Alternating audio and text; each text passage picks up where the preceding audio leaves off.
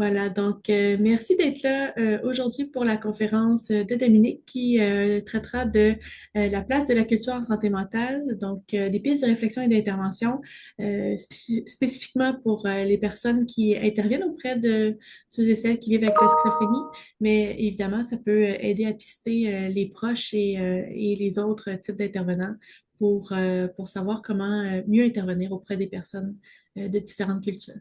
Donc, je te laisse la parole, Dominique. Merci d'être là aujourd'hui. Bonjour, merci beaucoup. Donc, Dominique Gaulin, je suis professeure à l'École de travail social à l'Université de Montréal.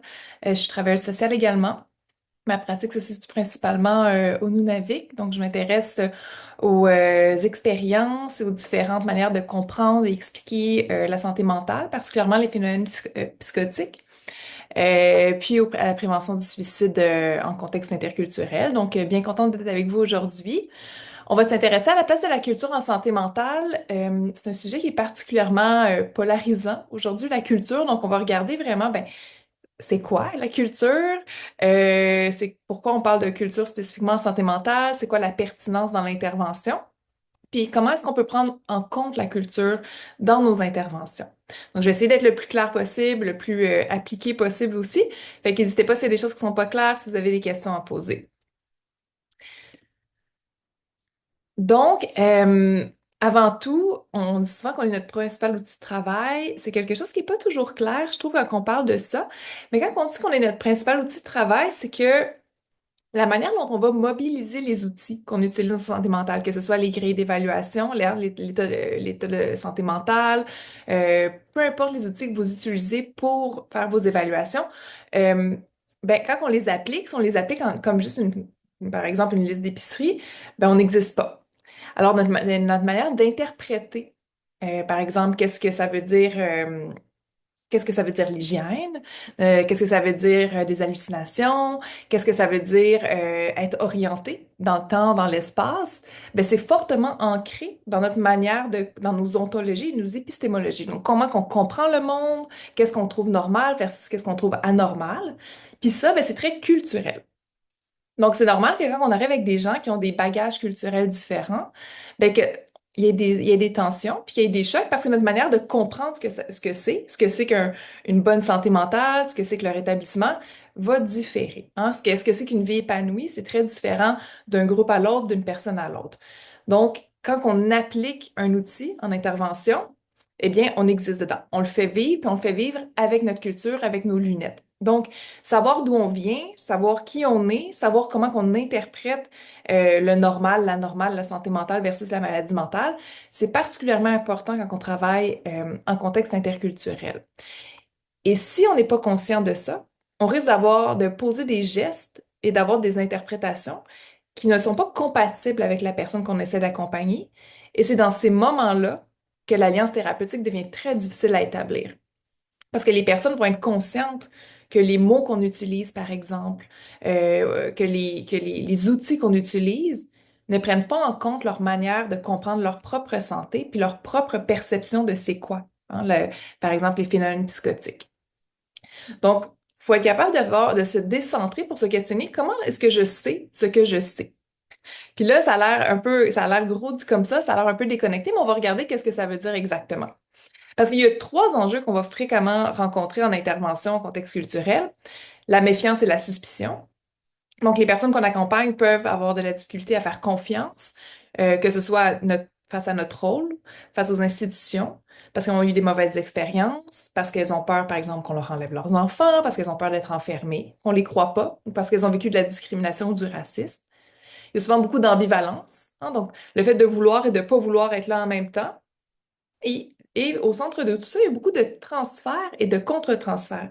Donc, ce que les personnes transposent sur nous, de par notre titre, de par ce qu'on représente, mais également, nous, ce qu'on remet sur les personnes qu'on accompagne, de par ce qu'elles représentent et ce qu'elles nous font vivre. Alors, parfois, un sentiment d'impuissance, parfois des émotions plus négatives et parfois des émotions très positives aussi.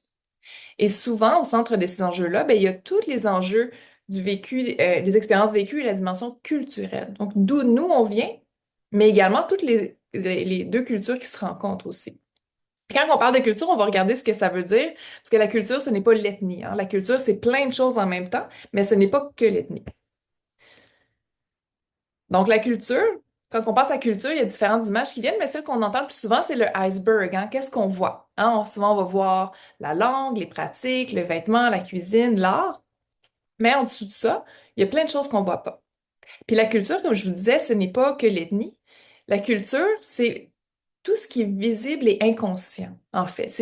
La culture, c'est un système de signification partagée. Donc, la culture, c'est quelque chose qui est très vivant, qui se transforme. Puis on va parler de la culture, par exemple, comme quand je dis que c'est pas que l'ethnie, mais c'est qu'on va parler de la culture adolescente, de la culture pop. Donc, tous les êtres humains sont au croisement de différentes cultures, hein. Donc, d'où on vient, mais également, par exemple, tous les Québécois ne sont pas pareils, hein. Moi, je suis pas comme ma grand-mère, je suis pas comme ma mère, je suis probablement pas comme mes enfants, parce que j'évolue aussi au croisement de différentes cultures. Puis plus les cultures sont vivantes, plus elles vont se transformer au fil du temps. Par exemple, moi, je donne l'exemple en contexte autochtone. Aujourd'hui, on va voir des personnes qui ont des chants de gorge, mais qui vont mixer ça avec du rap. Ils vont avoir l'utilisation des médias sociaux pour s'exprimer. Il y a des pièces de théâtre qui utilisent justement qui vont utiliser des effets stroboscopiques. Donc, les cultures évoluent. Dans le temps, ça veut dire qu'elles sont vivantes et qu'elles s'adaptent à l'ère du temps également. Donc, c'est en constante transformation. Les communautés ou les groupes ne sont pas homogènes. Puis la culture, c'est un élément parmi tant d'autres pour comprendre une situation. Donc, dans le temps, la culture, on l'utilisait beaucoup en anthropologie pour parler justement des personnes de l'ethnie, hein, de à quoi les gens ressemblaient. Mais ce n'est pas ça. C'est beaucoup plus complexe. C'est un système de sens. C'est comment on fait sens de nos expériences selon d'où on vient, nos histoires, les groupes. Donc, on s'entend que c'est quand même fortement, au début, c'était fortement associé au colonialisme, hein. On voulait expliquer le normal, la normale, donc on parlait des cultures, on parlait des cultures exotiques, et ça nous permettait aussi de parler des sociétés barbares et civilisées. Et notamment, ben, les groupes dominants, les groupes qui colonisaient étaient les groupes civilisés, et les autres étaient tout ce qui était anormal. Il faut être conscient que la culture a été le vaisseau de la colonisation. Il y a Frantz Fanon qui parlait beaucoup de la culture, de comment qu'on utilise la santé mentale pour différencier ce qui est normal versus ce qui est anormal. Qu'est-ce qu'un un comportement attendu en société versus ce qui ne l'est pas. Enfin, par exemple, parler tout seul, ce serait anormal. Parler à ses ancêtres qui sont pas là, ce serait anormal. Ce qui est normal, c'est d'être justement de pas parler à ces gens-là. Donc, en faisant ça, on pathologisait certaines expériences qui, dans des communautés, étaient très normales. Et aujourd'hui, on le fait encore beaucoup. Hein, on dit que la colonisation, elle est finie, mais elle n'est pas complètement terminée. En fait, elle n'est pas terminée du tout. Nos institutions, par exemple nos hôpitaux, nos centres de santé et des services sociaux, nos écoles, vont dicter aujourd'hui qu'est-ce qu'une bonne santé mentale, qu'est-ce que la santé mentale, et surtout qu'est-ce que le rétablissement et comment on se rétablit. Il y a quelque chose de très intéressant quand on regarde certaines études qui ont été faites sur la schizophrénie, par exemple, dans des pays en Afrique. Ils ont un taux de rémission qui est beaucoup plus élevé que des pays en Occident. Et comment on explique ça? C'est que la manière dont on comprend le rétablissement, la possibilité de se rétablir d'un épisode psychotique est considérée possible dans ces pays-là. Donc, le rétablissement, on dit qu'il est possible, qu'on n'est pas malade toute sa vie, alors qu'en Occident, il y a beaucoup plus dans les pays euro-occidentaux, une vision beaucoup plus, ben, par exemple, si tu souffres si t'as vécu un premier épisode psychotique, ben, t'as des chances d'être psychotique toute ta vie. Alors que cette manière de voir les choses-là va différer. Donc, la possibilité de se rétablir, de guérir, est considérée plus possible, en fait, plus atteignable dans certains pays que dans d'autres. Donc, ça parle beaucoup de comment qu'on comprend les expériences, comment qu'on les explique et comment qu'on perçoit le rétablissement aussi. C'est quoi le rétablissement? Est-ce que ça veut dire de plus avoir de voix, par exemple? Ben, pour beaucoup, non. C'est pas ça du tout. Puis on le voit aussi, hein, ici dans quand on parle du réseau des entendeurs de voix, donc j'entendais tantôt une annonce, quand on parle quand on s'intéresse aux MAD Studies, tous les mouvements critiques en santé mentale vont dire, ben, le rétablissement, c'est pas de revenir comme avant, c'est pas d'éliminer les symptômes, c'est de trouver un nouveau soi, un soi où on est confortable, malgré qu'on puisse avoir des symptômes reliés à la santé mentale, des symptômes psychotiques, par exemple, reliés à la psychose. Cela dit, on a tous des angles morts. Et c'est normal. Puis on va regarder que de travailler en contexte interculturel, puis d'incorporer la culture en santé mentale, ça veut pas dire de devenir des experts de toutes les... Impossible, en fait, de devenir des experts et de tout connaître sur toutes les cultures, mais c'est plutôt d'être conscient qu'on a tous des angles morts. Et que si on ressent des malaises en intervention au contexte interculturel, ben c'est tout à fait normal. Puis si vous en ressentez pas, c'est peut-être là que c'est pas normal. Moi, je dis souvent à mes étudiants que si vous êtes trop confortable en intervention, il y a peut-être quelque chose qui va pas assez, qui est pas correct, parce que les personnes en face de nous, elles s'adaptent. Hein, on va parler qu'on a des codes, elles vont s'adapter à nos codes. Comme vous le faites quand vous allez voir votre médecin, quand vous allez voir, quand vous travaillez ou quand vous êtes avec vos amis au restaurant ou au bar ou avec votre famille, on va adapter notre langage pour être compris et pour être pris au sérieux aussi. Donc, les gens qui viennent chercher de l'aide vont également adapter leur langage. Donc, par exemple, des gens peuvent utiliser le langage biomédical, vont utiliser les termes dépression, anxiété, psychose, schizophrénie pour parler de leur expérience, mais sans complètement y croire. Mais parce elles savent que c'est ça qu'il faut dire dans ce contexte-là. Et ça, il faut être conscient de ça et être très critique de ça. Puis on va voir comment qu'on peut éviter de tomber dans ce piège-là de finalement on se retrouve avec une intervention qui est très en surface, hein. Donc, le travail en contexte interculturel, comme j'ai dit, ça va poser des malaises et c'est normal. Il faut s'intéresser à ces malaises-là, se demander pourquoi en ce moment je suis pas confortable et ça veut peut-être dire qu'on est sur la bonne voie, qu'on est en train justement d'explorer le système de sens de l'autre personne, qu'est-ce que ça signifie pour elle. Et moi, j'ai des expériences parfois où je suis très mal à l'aise, où je suis très, un peu, pas mal à l'aise, mais inconfortable. Parce que les personnes vont me parler de leur spiritualité, vont me dire que les services qu'elles vont aller chercher sont chez le pasteur. Moi, je suis pas du tout spirituelle et je suis pas religieuse. Donc, moi, quand elle me dit ça, je suis comme, oh, OK, on va te faire confiance que c'est ça pour toi qui est clinique, hein? Il y a Joseph Gunn qui disait que la culture, c'est clinique. Donc, si on extrait la culture du clinique, on n'est plus du tout clinique parce que on enlève ce qui fait sens et ce qui fait du bien aux personnes. Et en plus de ça, en contexte postcolonial, eh bien, il y a toujours des rapports de pouvoir. Il est présent aussi quand on n'est pas en interculturel, mais quand on est en interculturel, il y a encore plus de rapports de pouvoir qui se mettent en jeu, ben parce que ben, on considère que nos savoirs souvent sont dominants et on est face à des personnes pour qui les savoirs ne sont pas reconnus. On parle d'injustice épistémique, d'injustice herméneutique. Et ça devient double quand on est en interculturel, parce que de un, ben, il y a l'aspect interculturel, dont les savoirs qui sont pas partagés en santé mentale, mais en plus, on travaille avec des personnes qui ont des enjeux de santé mentale et qui appartiennent à d'autres cultures. Donc là, on se ramasse avec des personnes dont la voix est souvent très peu entendue dans le domaine biomédical et que leur savoir très peu reconnu. Donc, c'est pour ça que souvent l'alliance thérapeutique, elle est vraiment difficile à mettre en place parce que les gens ne se sentent pas entendus, reconnus, ils ne sentent pas que leurs expériences sont valables. Et pire encore, elles vont avoir peur que leur expérience soit pathologisée, hein, qu'on les rende médicales. Par exemple, une personne qui me dit qu'elle entend sa sœur qui est décédée, qui l'accompagne tous les jours et que ça lui fait du bien. Si je suis pas capable d'entendre ça, il va me manquer une grosse partie dans mon plan de rétablissement, dans mon plan d'intervention, parce que j'aurais pas pris en compte tout l'aspect spirituel relié au rétablissement. Et si les personnes ne se sentent pas confortables de le dire, parce qu'on utilise notre jargon professionnel, parce qu'on ne reconnaît pas les rapports de pouvoir ou qu'il existe différentes manières de concevoir le bien-être, bien, on va avoir une intervention qui fonctionnera pas, au final.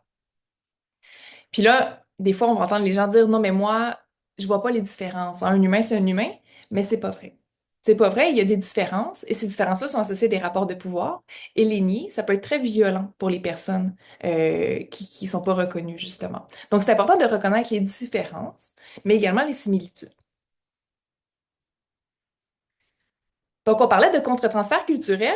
Qu'est-ce que ça veut dire? Ben, les contre-transferts, vous l'avez déjà vu, hein, c'est un ensemble de réactions conscientes ou inconscientes de l'intervenant face à la personne qu'on accompagne, en particulier reliées à des conflits personnels non résolus ou insuffisamment analysés. Et on a des contre-transferts qui sont positifs et négatifs. Donc, il y a des personnes qu'on apprécie plus en de par leur, parce qu'elles ressemblent à quelqu'un qu'on apprécie, parce qu'elles sentent quelque chose qu'on apprécie. Donc, on va avoir une tendance à être beaucoup plus ouvert, beaucoup plus positif avec ces personnes-là. Et il y a des contre-transferts négatifs. Hein? Quand les personnes nous ramènent, par exemple, c'est souvent relié à notre impuissance. Quand les personnes nous ramènent à notre impuissance ou à des valeurs qui sont contraires aux nôtres. Hein? Par exemple, des fois, on va avoir tendance à dire, ben, ces personnes-là se prennent pas en main. Ça vient nous chercher, puis c'est difficile. Mais il faut aller voir, ben, qu'est-ce que ça vient chercher exactement chez moi? Pourquoi le fait qu'elle ne suive pas mon plan d'intervention, ça vient me chercher? Puis est-ce qu'il y a quelque chose d'autre peut-être qui est là-dedans? Et quand on parle de contre-transfert culturel, ben, c'est l'ensemble des émotions vécues et véhiculées par l'intervenant, induits par des représentations collectives qui les structurent, soit sociales, historiques, religieuses ou idéologiques. Hein, par exemple, quand on a des contre-transferts, parce qu'on a l'impression, ces gens-là, hein, ces gens-là, ou ces gens-là veulent... dès qu'on dit ces gens-là, en fait, on devrait se poser une question. Ou dès qu'on associe un comportement à une culture, on devrait à ce moment-là se dire, attends, qu'est-ce qui se passe en ce moment? Qu'est-ce que je suis en train de répliquer puis de mettre en place, en scène, dans mon intervention?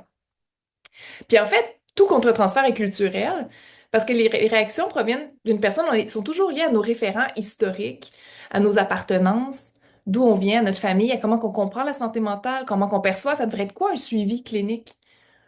Hein, moi, par exemple, j'ai eu beaucoup de difficultés des fois avec des gens qui venaient pas à leur rendez-vous. Hein, parce que ben, ils me font perdre du temps, ils font perdre du temps aux gens, il y a des gens qui voudraient leur place. Mais en faisant ça, je comprenais pas c'était quoi non plus un suivi clinique pour cette communauté-là. Qu'un suivi clinique, c'est pas nécessairement de venir à la même heure, à toutes les semaines, pendant X nombre de temps.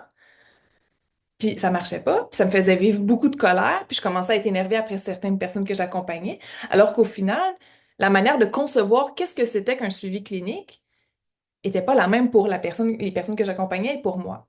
Et ça, il a fallu que je déconstruise pour moi, ce que j'ai appris à l'école, ce que j'ai appris dans ma profession, il fallait que je le déconstruise. Puis aussi, ce qui est valorisé dans la société, aller vite, perdre du temps, perdre du temps, on l'entend souvent, hein?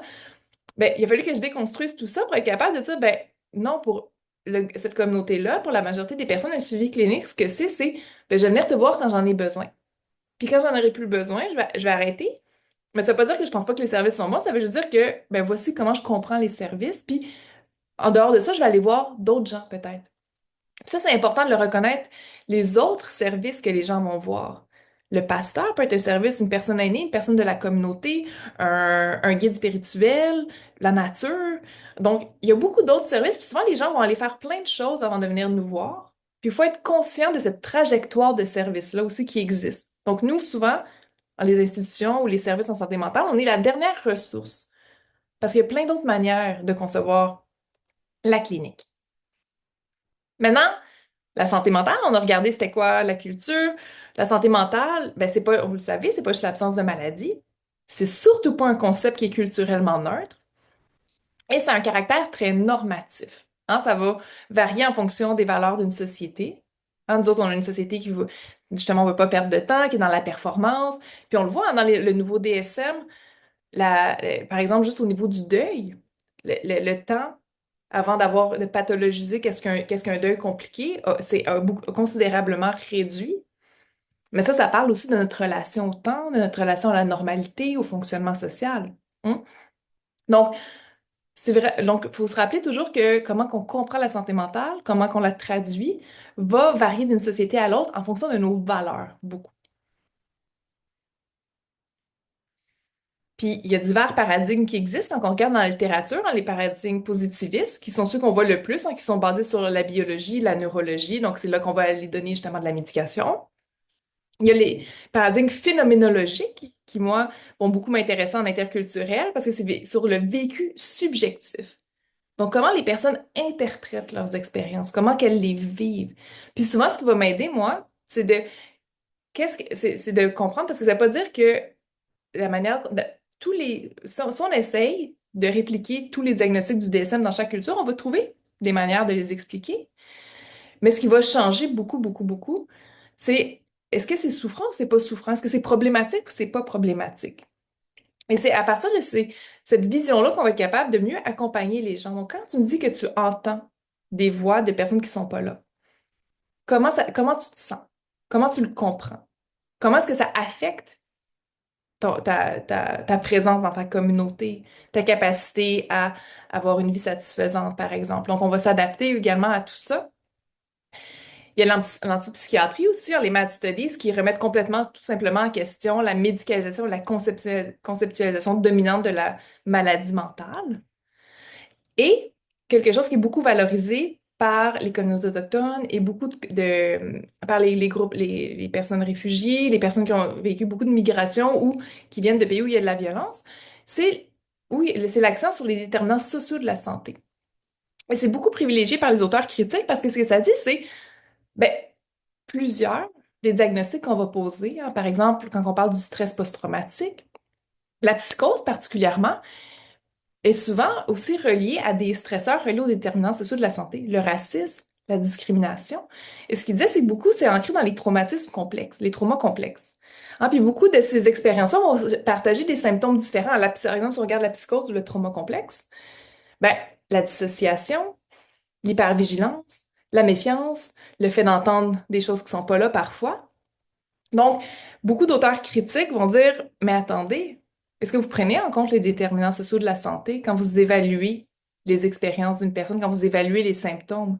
Puis ce qu'on a remarqué, justement, c'est que les populations autochtones, les populations noires, les populations migrantes qui ont vécu beaucoup dans des conflits armés, ben, ils vont avoir beaucoup de diagnostics, justement, de psychose ou de troubles psychotiques, en fait. Puis beaucoup vont dire, mais est-ce que c'est vraiment des troubles psychotiques ou c'est beaucoup plutôt des traumas complexes? Donc, il y a tout ce questionnement-là, en fait, chez les auteurs critiques, chez les auteurs autochtones, chez plusieurs auteurs racisés qui s'intéressent justement justement au fait qu'il y a beaucoup, beaucoup, beaucoup de ces diagnostics-là dans les communautés racisées, dans les communautés autochtones, sans qu'on ait vraiment d'explication. Puis une des explications, c'est ben, les déterminants sociaux de la santé, le manque de logement, la discrimination, le racisme, la violence vécue. Donc finalement, il y a une remise en question de l'universalité des catégories diagnostiques. Et on sait que les risques, comme je vous disais, de mauvais diagnostics sont accrus pour les personnes issues de minorités culturelles. Hein, puis un des diagnostics les plus fréquents, ben, c'est le diagnostic interculturel de la schizophrénie et des expériences psychotiques à cause de tout ce que je viens de vous dire. Hein, le déterminant social de la santé, les expériences de racisme et de discrimination. Donc, il y a un grand lien avec les traumatismes ici. Si on regarde au Chili, par exemple, un exemple de ça, c'est les populations autochtones, en raison de leur silence. Il y avait beaucoup de silence. Ben, il y a une chercheure qui a dit, ces populations-là se retrouvent justement avec beaucoup de diagnostics en santé mentale, notamment de troubles psychotiques, parce qu'ils ne parlent pas. Parce qu'ils parlent pas. Donc, on va pathologiser leur silence. Leurs silences deviennent anormaux. Des auteurs aux États-Unis vont parler du traumatisme, du racisme et de la discrimination des populations migrantes. Dans les populations autochtones, on parle de l'adversité vécue en jeune âge, de la consommation et des traumatismes historiques reliés à la colonisation qui continuent aujourd'hui aussi. Puis, l'enjeu, c'est que la culture, plutôt qu'être vue comme un ensemble général qui va nous aider à comprendre les expériences, ben, est plutôt évoquée comme pour justifier les échecs de communication. Ces personnes-là, ils parlent pas. Ces personnes-là participent pas au suivi. Ces personnes-là croient pas en ça. Donc, plutôt que de le voir comme une manière de comprendre, on va souvent l'expliquer pour justifier les échecs dans nos suivis. Puis, le lien avec le rétablissement, ben, c'est que la culture est considérée comme un traitement en soi. Alors, je vous l'ai dit au début, c'est important de prendre en compte les pratiques, les symboles, comment les réseaux d'entraide aussi, qu'on connaît pas, qui ne sont pas nécessairement dans les réseaux qu'on connaît, peuvent mieux accompagner les personnes de par le fait, juste la langue. La langue parlée, quand on va pas bien parler dans sa langue, parler avec des concepts qui nous ressemblent, qui font sens pour nous, ben, déjà ça, c'est très apaisant. Hein, imaginez-vous, que vous êtes dans le pays qui est le plus éloigné de vous au niveau de la langue, au niveau de la manière de vivre, puis que vous allez pas bien. Moi, je dis toujours, moi, je m'imagine que moi, quand je vais pas bien, je veux des Tylenol. Moi, je veux des Tylenol, je veux parler à quelqu'un en français. Mais là, si je me ramasse dans un pays où on parle pas ma langue, parce que maintenant, il faut que j'habite là, puis ou parce que les services maintenant sont que donnés par ces personnes-là, puis là, ben, les gens parlent pas ma langue, les gens partagent pas ma manière de comprendre le bien-être, puis ils me disent, ben, va voir la madame dans la hutte là-bas, puis bois la boisson verte qu'elle va te proposer, puis tu vas voir, pris un petit peu, ça va mieux aller. Ben, moi, je vais capoter, puis ma détresse va augmenter, puis ça va aller en empirant. Ben, c'est un peu la même chose quand on propose des solutions auxquelles les gens ne croient pas nécessairement ou ne comprennent pas. Parce que les mots qu'on utilise, hein, je l'ai dit, ils n'existent pas dans toutes les langues. Anxiété, dépression, troubles psychotiques. des fois, ça se traduit pas. Ça veut pas dire que l'expérience n'existe pas, mais le mot en tant que tel n'existe pas parce que la manière dont on le comprend est différente. Par exemple, moi, en contexte autochtone, on va décrire, hein, c'est que c'est la personne qui voit des choses, la personne qui entend, mais juste ça me dit pas assez si c'est normal ou anormal. Donc, les personnes vont me raconter ce que la personne vit pour m'aider à comprendre est-ce que c'est normal ou est-ce que c'est anormal? Ou est-ce que c'est souffrant ou est-ce que c'est pas souffrant? Donc, ça veut pas dire que l'expérience du trouble psychotique n'existe pas, mais ça veut dire qu'il y a un large spectre de ce qui est normal versus ce qui est anormal, puis entre ça, il y a beaucoup de choses. Dans l'intervention, ben, les représentations collectives vont façonner les expériences et les perceptions individuelles des problèmes psychosociaux et des soins. Donc, si on ignore les éléments culturels dans les services, ben, on va avoir des mauvaises évaluations. On risque d'avoir plus de diagnostics, justement, reliés au diagnostic en santé mentale. On risque d'avoir des plans d'intervention qui sont inappropriés parce qu'on peut justement, on n'aura pas des objectifs qui font sens pour les personnes, mais surtout nos moyens ne feront pas sens parce qu'ils vont pas prendre en compte ce qui est important pour la personne, les personnes qui sont importantes. On va avoir de la difficulté avec nos communications, avec notre alliance et une faible conformité ou une absence de conformité aux soins. Les gens ne viendront pas. Ou ils vont venir, puis ils vont dire ce qu'on veut, puis ils vont sortir, puis ils le feront pas.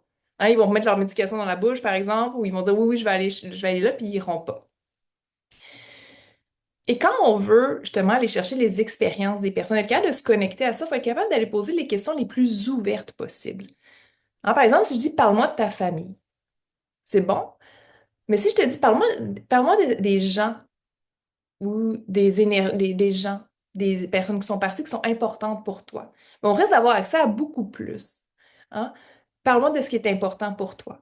Hein? Parle-moi des présences qui sont importantes pour toi dans ta vie. Là, à ce moment-là, on pourrait avoir accès justement à des personnes qui sont parties mais toujours connectées à la personne. On va pouvoir avoir accès aussi à des gens auxquels on n'aurait pas pensé parce que c'est trop loin dans notre vision. Des fois, je donne l'exemple de parle-moi des personnes qui sont significatives pour toi dans la semaine.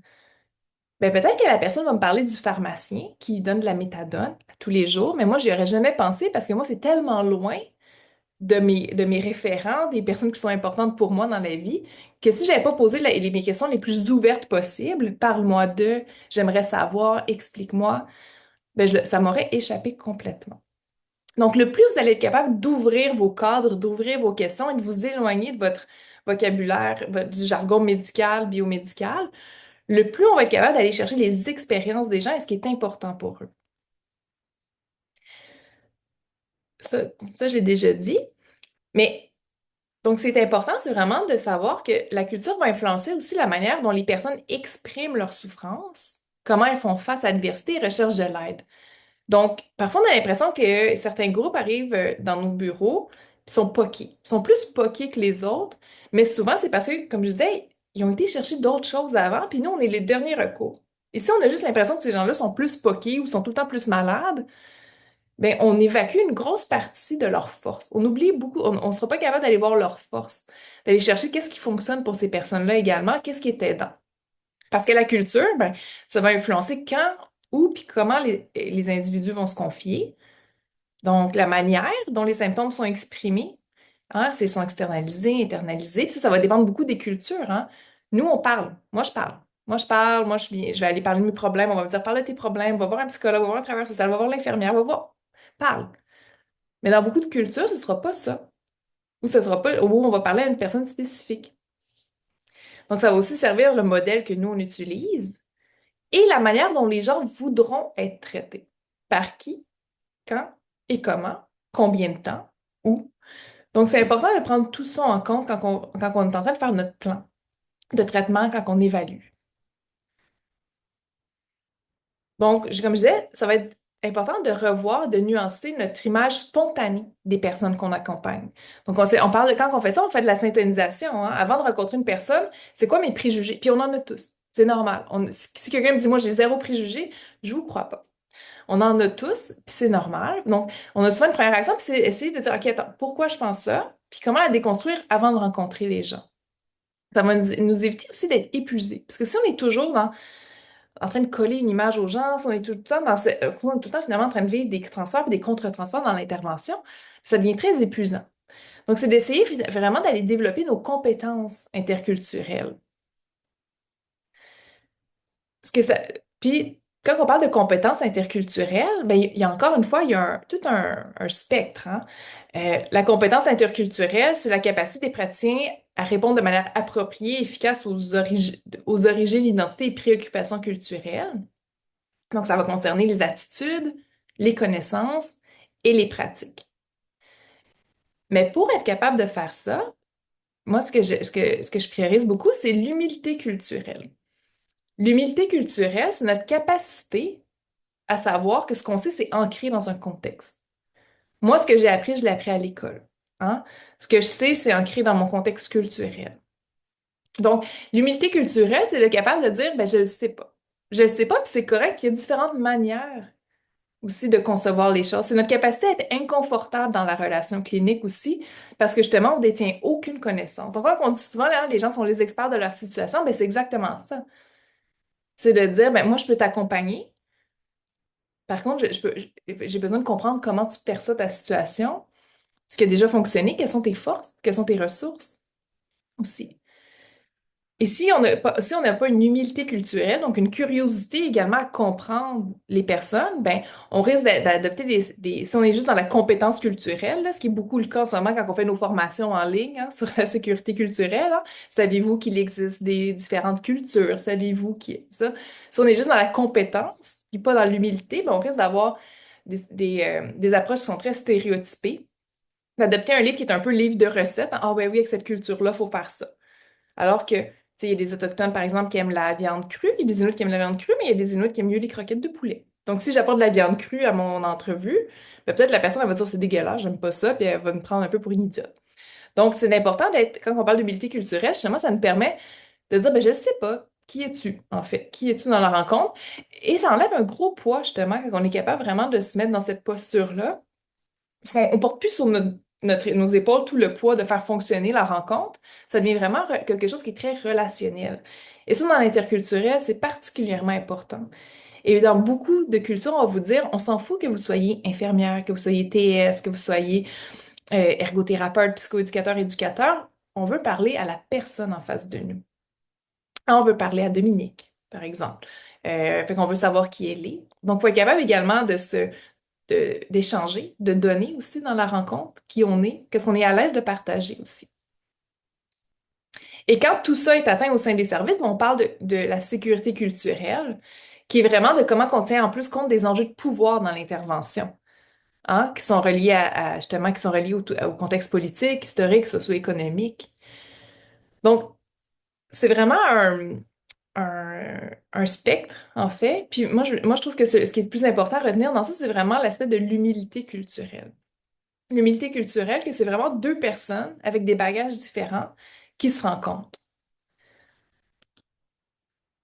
Donc, il y a le modèle CAP qui a été développé par Jannick Johnson-Lafleur aussi, qui s'intéresse à tout cet enjeu culturel-là, qui est, ben, il y a, oui, les savoirs dans l'intervention, donc nos savoirs cliniques, culturels et anthropologiques, quels sont les déterminants sociaux de la santé, mais il y a aussi le savoir-être qui est encore plus important, qui est au centre de tout ça, qui est l'humilité, la décentration, le respect, l'empathie. Et notre savoir-faire. Donc, comment qu'on va être capable d'établir une alliance? Comment qu'on va formuler nos questions pour être capable justement d'aller chercher l'expérience de la personne? Et de trouver vraiment dans tout ça un équilibre entre deux extrêmes, qui est les approches uniquement centrées sur l'individu, où on va manquer probablement justement toutes les composantes culturelles, on risque d'être un peu ethnocentré, et les approches type livre de recettes, où on stéréotype les gens, puis on essentialise, hein. Par exemple, tous les Haïtiens sont comme ça, tous les Inuits sont comme ça, tout. Donc ça, on veut éviter ça. Donc c'est vraiment de trouver un équilibre entre les deux.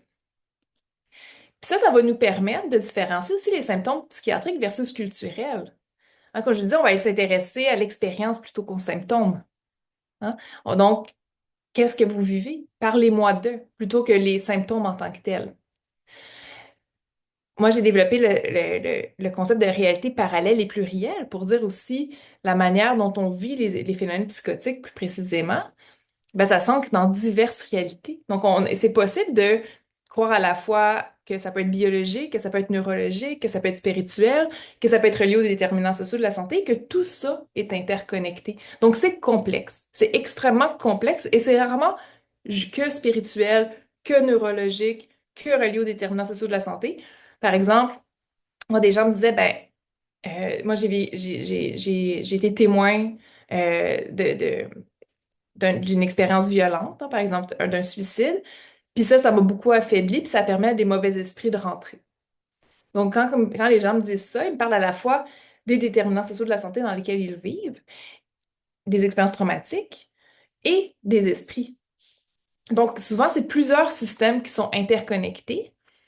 Et moi, on parlait des traumas, justement, ce qui est l'importance d'avoir une approche qui est sensible au traumatisme.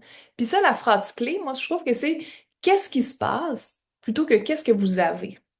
Donc, qu'est-ce qui se passe pour que vous vous sentez comme ça? Qu'est-ce qui s'est passé dans votre vie pour que vous ressentiez ça, plutôt que qu'est-ce que vous avez?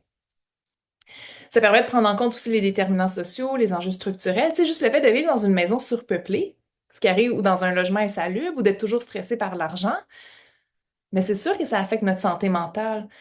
Donc d'être capable d'aller normaliser, sur dire c'est normal que vous vous sentiez fatigué, puis d'aller le nommer, d'aller l'explorer avec les personnes et de mettre les rapports de pouvoir dans l'intervention. Écoutez, je sais que où je vous reçois en ce moment, tu sais, on prend pas toujours bien en compte les aspects spirituels. Tu sais, si la personne est spirituelle, par exemple, ou qu'on prend pas toujours bien en compte euh, toutes les formes de savoir, mais on va essayer le plus possible de faire de la place pour ça quand on se rencontre. Donc, en guise de conclusion, ben, les approches à privilégier, on va vraiment y aller avec le lien de confiance. Des protocoles et des outils appropriés. Donc, oui, des protocoles, oui, des outils, mais comment que nous, on s'insère dans tout ça? Comment qu'on les déconstruit pour les ouvrir un petit peu plus? Hein, il existe, par exemple, la reformulation interculturelle, il existe des outils justement pour prendre en compte les expériences. Je vous ai mis des ressources à la fin. Vous aurez accès au PowerPoint. Mais comment qu'on fait justement pour aller s'ouvrir aux différentes manières d'expliquer la santé mentale, le bien-être, aux différentes façons d'être une famille, aux différentes relations. De s'intéresser aussi à nos gut feelings, hein, de comment qu'on se sent, parce qu'il faut pas les mettre de côté. C'est normal d'être inconfortable. C'est normal, surtout quand on ne sait pas, quand on ne comprend pas, quand que deux systèmes de valeurs, de connaissances se rencontrent, c'est normal d'être inconfortable. C'est normal d'avoir des contre-transferts. Il faut être capable de revenir et se demander qu'est-ce que ça vient chercher chez moi en ce moment. Et on est dans un système qui nous demande d'être des experts, de savoir. Mais quand on se met dans la posture contraire, c'est inconfortable. C'est inconfortable. Une attitude humble, réflexive, on va toujours remettre en question ce qu'on pense. Pourquoi je pense qu'il est dépressif? Hein? Pourquoi je pense qu'il est anxieux? Pourquoi je pense qu'il est comme ça?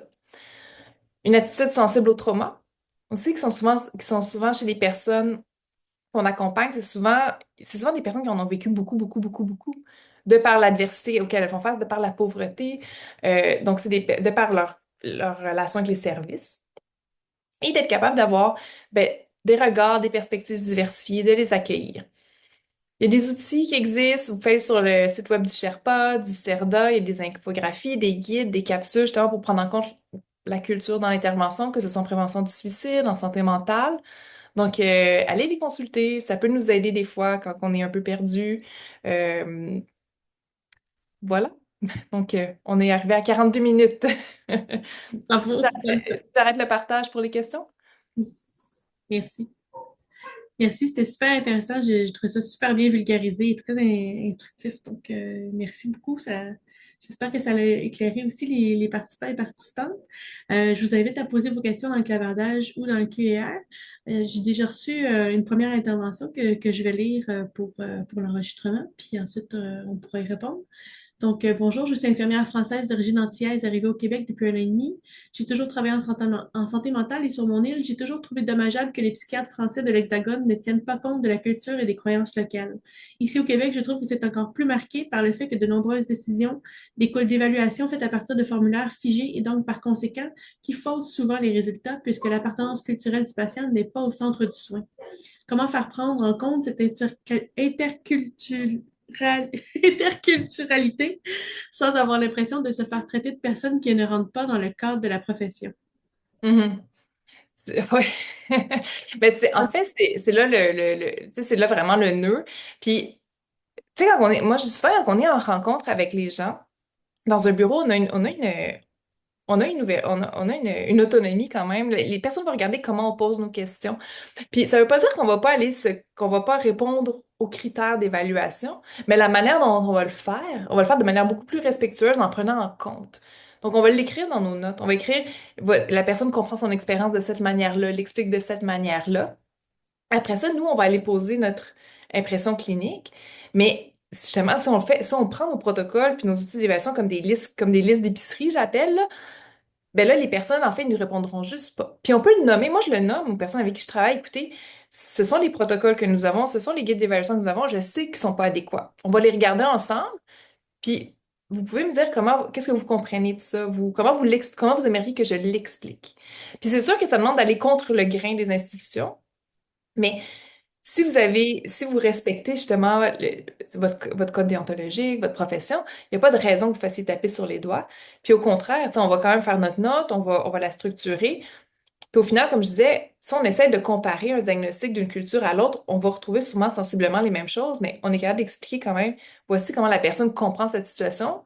Puis ça peut expliquer les tensions qu'elle vit avec les services, avec nous, pourquoi elle ne suit pas son traitement. Parce que les gens, souvent, en fait, l'enjeu, c'est qu'ils ne suivent pas leur traitement. C'est ça qui nous dérange, hein. Elle ne prend pas sa médication, elle ne vient pas à ses rendez-vous. Ben, il y a une raison. Alors, les gens font ça pour une raison, pas parce qu'ils veulent écœurer le peuple, mais parce que c'est parce que soit elles se protègent de quelque chose ou parce que ça ne répond pas à leurs besoins. Donc, si on est capable d'aller leur discuter avec les gens puis le mettre en lumière, mais il n'y a pas vraiment de raison qu'on se fasse taper sur les doigts. OK, On veut des merci. moutons noirs qui prennent ça en compte dans les... On veut des personnes qui sortent du cadre aussi. Oui, ben oui, c'est sûr. J'ai vu tout à l'heure, on parlait d'approche, tu sais, d'aller chercher c'est quoi les forces de la personne, puis tout ça. Dans un organisme en itinérance, j'ai vu l'approche par les forces, parce qu'on va chercher le parcours d'itinérance de la personne pour aller identifier les forces, tu sais, les Mm. choses qu'elle faisait qui l'aidaient. Est-ce qu'on peut retrouver le même genre de processus à faire auprès d'une personne qui vient d'un milieu culturel différent pour l'aider à, tu sais, Oui, moi, c'est une approche que j'utilise beaucoup. Je préconise beaucoup là, les approches sensibles au traumatisme puis les approches par les forces, parce que Mhm. ça permet justement d'aller chercher des forces là où on les voit pas nécessairement. Ouais. Tu sais, justement, quand on parle des gens qui nous disent que ça fait, qui arrivent puis qu'on les trouve vraiment poqués, puis là, qui nous racontent toute leur vie, c'est de dire, ben, avec tout ce que vous avez vécu, c'est normal d'être fatigué. Tu sais, comment vous avez fait pour survivre jusqu'ici? Comment vous avez fait ce matin pour vous rendre, pour vous habiller? Qu'est-ce qui vous a motivé à venir ici? Puis en faisant ça, on trouve les forces des personnes, on trouve leur raison de vivre, on trouve ce qui les accroche à la vie. Puis oui, absolument, les approches par les forces, d'être capable aussi d'aller... Les forces, on les trouve dans la communauté, hein. Tu sais, on a des visions qui sont très... souvent dans le système de santé, très hospitalo-centrées ou reliées à l'institution. Mais les approches par les forces, c'est le contraire, c'est de te dire, ben, quelles sont tes forces dans la communauté? Plutôt que l'institution devrait être la dernière ressource qu'on utilise pour raccrocher les personnes à leur bien-être puis au rétablissement. Mhm. Oui, je suis d'accord. Mais c'est quelqu'un qui écrit: Wow, merci beaucoup, vraiment beaucoup pour cette conférence très pertinente, claire et bien vulgarisée. J'ai adoré. Je suis d'accord. Super présentation, très bien menée et très riche en enseignements. Merci. Je voulais savoir, est-ce que vous pouvez nous dire un peu ce que c'est le Sherpa? Les Oui, pratiques Sherpa, c'est ça? oui, le Fichèrement, en fait, c'est un centre universitaire de recherche. Donc, ça intéresse beaucoup, on va trouver l'équipe polarisation là-dedans qui s'intéresse aux polarisations sociales, tous les enjeux de culture aussi, de culture en santé mentale, en intervention. Donc, c'est un institut universitaire en recherche qui est affilié à McGill, mais il y a plein de chercheurs justement de différentes universités qui s'associent pour justement qui étudient ces questions-là. Donc, ils font des trousses d'outils. Ça peut être très aidant pour tous les intervenants. C'est très bien vulgarisé aussi. Donc, puis il y a la possibilité de les contacter si vous avez des questions. Donc, je Donc, vous c'est pas invite. spécialisé seulement sur les personnes autochtones du Québec. Non, non, au contraire, les personnes autochtones, je me demande même si encore si ça fait partie de leur recherche, mais c'est tous les enjeux culturels, interculturels de migration. Qu'est-ce qu'on fait avec des proches qui comprennent mal ce qu'est une psychose? Tu sais, il y a plusieurs endroits dans le monde où c'est tabou, où ça existe carrément pas. Comment est-ce qu'on fait pour approcher ces proches-là puis créer une alliance thérapeutique? Mhm. Puis Ouais, ça c'est intéressant parce qu'on dit souvent on dit souvent que la santé mentale est tabou hein, dans diverses communautés. Puis souvent, ce qu'on va voir, en fait, ce qui est tabou, c'est la manière, c'est l'institutionnalisation et la pathologisation des expériences. Donc, comment que nous, on s'approprie ces expériences-là, puis on en parle en termes de psychose. Donc, souvent, c'est d'aller, moi, quand j'ai des familles autour de la table, si j'utilise ce mot-là, c'est sûr que tout de suite, ils vont sauter. OK. Donc, je leur dis, ben, On les freine, là. ouais, OK. moi, je les amène souvent à parler, ben, en premier, justement, des forces de leurs enfants, même enfants adultes ou jeunes, là, mais de parler de leurs forces, de qu'est-ce qu'ils comprennent de la situation. Parlez-moi, justement, de votre enfant, tu sais, avant que tout ça arrive, parlez-moi comment il était. Puis qu'est-ce que vous espérez? Puis qu'est-ce que vous comprenez de la situation? Donc, c'est d'inclure aussi la vision des parents parce que, on le dit, dans la culture, puis, tu sais, des fois, il y a des gens qui vont vivre beaucoup de tensions reliées à ça parce que, ben, ils ont immigré ici, donc les jeunes vont peut-être être au croisement de plusieurs cultures, mais les parents vivent d'autres choses parce qu'ils ont été élevés dans un autre contexte. Donc, d'aller voir aussi c'est quoi les points de convergence dans les explications, qu'est-ce qui diverge, puis comment qu'on se trouve un consensus dans tout ça. Mais de permettre aux parents d'exprimer aussi leurs préoccupations, leur vision, qu'est-ce qui fonctionne, puis comment qu'on peut l'intégrer dans le plan aussi si la personne est d'accord avec tout ça. Mhm. Ouais, j'aime bien de faire parler des forces de la personne d'abord parce que ça crée une ouverture. Mhm. Là, peut-être que la famille vient parce qu'il y a quelque chose qui va mal, mais avant ça, tu sais, il y a l'humain derrière qui allait bien ou tu sais, qui a une personnalité qui existe au-delà de ces symptômes, là. Si les parents sont là, tu sais, même s'ils sont pas tu sais, si les parents sont là, puis même s'ils sont fâchés, même s'ils sont tristes, mais tu sais, c'est des parents qui sont là quand même. Fait qu'ils sont en deuil, ou c'est une famille qui est là quand même. Mais donc, tant qu'ils sont là, ça veut dire qu'ils sont là. Moi, je trouve toujours que c'est important d'aller les mobiliser, de le valider aussi. Oui. Ben oui, mais nous, à la SQS, on milite beaucoup pour que les proches soient pris en compte dans la relation, là. Euh, Mhm. j'ai deux questions. Vraiment, la conférence est-elle disponible en rediffusion sur votre site? Oui, dans notre zone membre et aussi, on va le mettre sur YouTube prochainement. Donc, ça, c'est réglé. Et puis, ensuite, on a quelqu'un qui pose une question plus particulière. Vous me direz si vous êtes à l'aise de répondre. Un client qui se dit, donc une personne Mhm. qui se dit en personne avec son Dieu ou sa voix, schizophrénie, et qu'il est très bien comme ça et n'a pas envie de perdre cette voix-là, mais que oui, d'un côté, ça le compte, mais de l'autre côté, s'il considère qu'il n'a aucun contrôle sur sa vie et que c'est sa voix qui lui dicte tout ce qu'il doit faire, mais ce n'est pas toujours positif, dans le sens que sa voix l'empêche d'étudier. Et s'il étudie quand même, son Dieu va le châtier et va commencer à avoir des hallucinations tactiles. Comment arriver à le faire cheminer tout en considérant son vécu? Mhm. Mais ça arrive souvent, en fait. C'est souvent le cas dans beaucoup de gens qui ont qui entendent des voix ou qui voient des gens, c'est que ça reste une présence, hein, souvent. Puis surtout si on l'a eu le plus longtemps on l'a eu dans notre vie, plus c'est des présences aussi qu'on veut pas nécessairement se débarrasser. Mhm. Parce Un que deuil c'est un deuil de se débarrasser de ces voix. Souvent, les gens qui en ont eu puis qui disent qu'ils en ont plus, ils disent, ben, il y a un vide dans ma vie. Cela dit, des fois, c'est envahissant. C'est pas parce qu'on les veut qu'on les trouve pas envahissantes. Puis ça, moi, j'en ai beaucoup dans mon contexte où je travaille. C'est des gens qui sont je les ai, mais c'est comme, ils m'empêchent de dormir parfois. Puis c'est d'aller voir comment qu'on peut trouver, comment qu'on peut les accompagner vers un compromis. De dire, ben, on va trouver, parce que tes voix sont importantes pour toi. Fait qu'on on va essayer de les garder, mais en même temps, tu me dis qu'elles t'empêchent de fonctionner. Qu'est-ce que tu aimerais faire? Puis c'est vraiment d'aller se centrer sur si tu les avais pas, ces voix-là, par exemple, ou si tu étais capable de faire tout ce que tu veux, qu'est-ce que tu ferais? OK?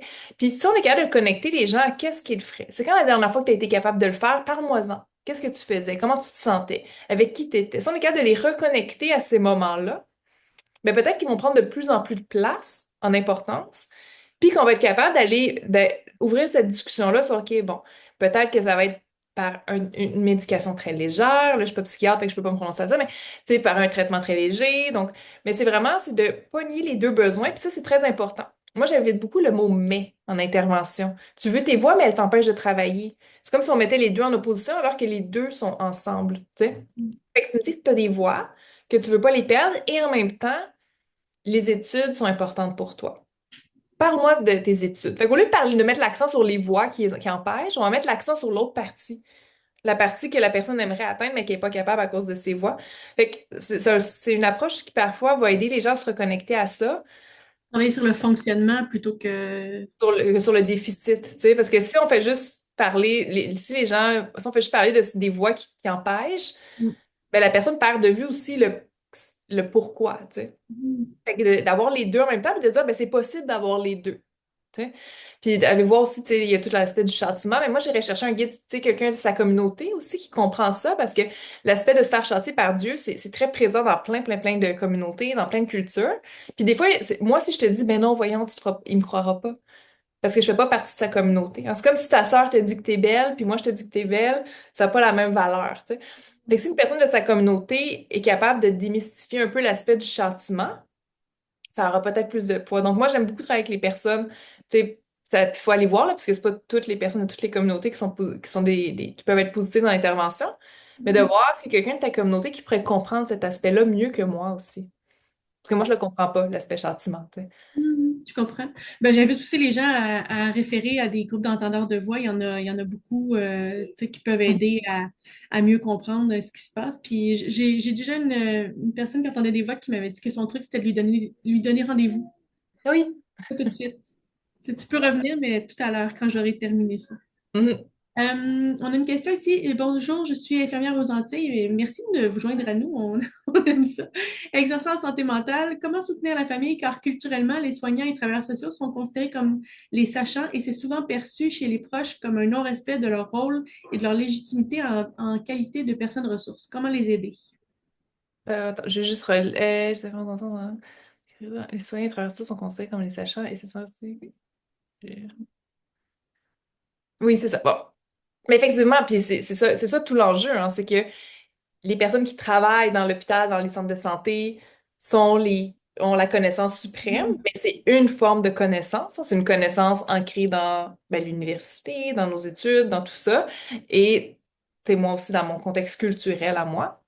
Donc, c'est vraiment c'est d'être capable dans nos rencontres, d'aller le déconstruire, c'est de dire, écoutez, moi, j'ai une vision de ce qui se passe, partagez-moi la vôtre. Puis on va voir comment on peut arriver à trouver un milieu parce que il y en a pas une. Puis c'est l'enjeu, hein, des fois, en contexte interculturel, on a tendance à diaboliser les approches biomédicales mais c'est pas le cas. Tout est bon. Tout est également bon, mais le problème, c'est que tout est égal. Puis on a tendance à mettre un sur le pied, puis l'autre à le dire, ben, c'est culturel, alors que c'est pas vrai. C'est toutes des Mhm. manières égales et équivalentes de comprendre les expériences. Mais on va aller les mettre en comparaison. Dire, Hey, moi, je comprends ça comme ça. Vous, comment vous le comprenez? Pour montrer que, ben, tu sais, moi, j'ai des connaissances reliées à ce que je sais, mais je les ai pas toutes. Fait que, Mhm. de comment on les fait cohabiter. Tu sais, en contexte autochtone, on parle du two-eyed seeing, là, les deux yeux, comment justement on prend tout ce qui est bon de tout pour trouver la meilleure approche possible au final. Peut-être que ça va être un petit peu de ça, un petit peu de ça, un petit peu de ça, mais d'être capable de s'ouvrir à tout ça. Puis justement, tu sais, des fois, quand les gens disent, ben, comment dans mon institution je fais pour valider ça, ben, c'est de dire, ben, on va prendre un petit peu de ça, un petit peu de ça, un petit peu de ça, un petit peu de ça. Fait que l'institution va être contente, tout le monde va être content. Mhm. Ouais, je comprends. Puis, tu sais, on valorise beaucoup ici le savoir expérientiel, puis le fait que les parents sont ceux qui connaissent le mieux leur enfant, là. Donc, je pense qu'il faut qu'il y ait une écoute des deux côtés pour comprendre le tout. On Mm. a une dernière question peut-être. Donc, on a ici, comment considérez-vous la situation de personnes qui pensent qu'il leur faut faire un rituel quelconque pour arriver à mieux fonctionner ou vivre sa vie? Bonjour, Irdel. Là, je pense que j'ai une idée, c'est qui. Comment considérez-vous la situation de personnes qui pensent qu'il leur faut faire un rituel quelconque pour bien mieux fonctionner ou vivre dans leur vie?